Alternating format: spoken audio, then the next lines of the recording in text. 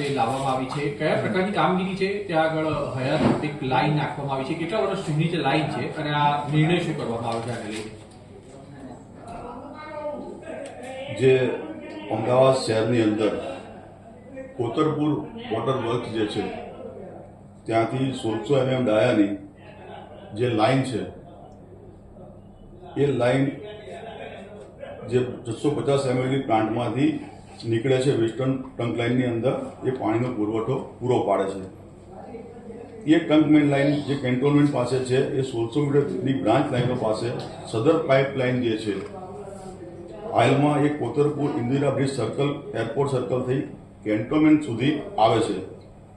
તેમાંથી એક 1600 મીટર વ્યાસની MS બ્રાન્ચ લાઇન મધ્ય ઝોન તરફ સદર રોડ પર દુધેસર વોટર વર્ક સુધી આવે છે.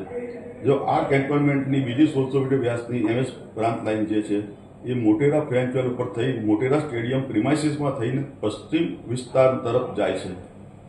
આ 1600 મીટર વ્યાસની લાઇન જે છે તે સમયે ટીપી રોડ ઉપલબ્ધ ન હોય કેન્ટોનમેન્ટમાં થઈ નદી કિનારે આવેલા પ્રાઇવેટ પ્રિમાઇસીસમાં થઈ મોટેરા ફ્રેન્ચ વેલ બ્રિજ પર થઈ નરેન્દ્ર મોદી સ્ટેડિયમ પ્રિમાઇસીસમાં પસાર થાય છે.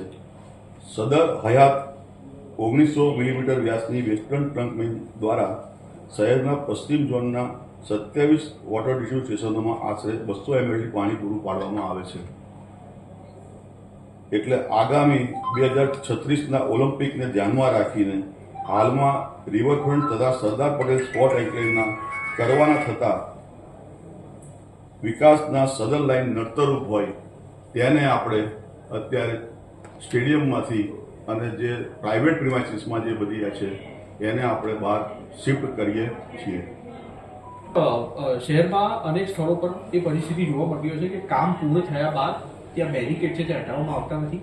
ટ્રાફિકની અવ્યવસ્થા અનેક સ્થળો પર જોવા મળતી હોય છે. આજની કમિટીમાં શું સૂચના આને લઈને આપવામાં આવી છે? આજે અમદાવાદ મહાનગરની વોટર ડિસ્ટ્રીબ્યુશન અને એના માટેની જે આખી કમિટી આજે હતી વોટર સપ્લાય સ્વેજ કમિટી એની અંદર સભ્યોશ્રીની રજૂઆત હતી કે અમુક જગ્યાએ બેરિકેડ મૂક્યા પછી એ ઘણા દિવસ સુધી એમના એમ રોડની સાઈડમાં પડ્યા રહ્યા હોય છે એવું ધ્યાનમાં આવ્યું. તો આજે એવી સૂચના આપી છે કે કોઈ પણ જગ્યાએ કામ કરે તો સત્વરે પૂરું કરવું.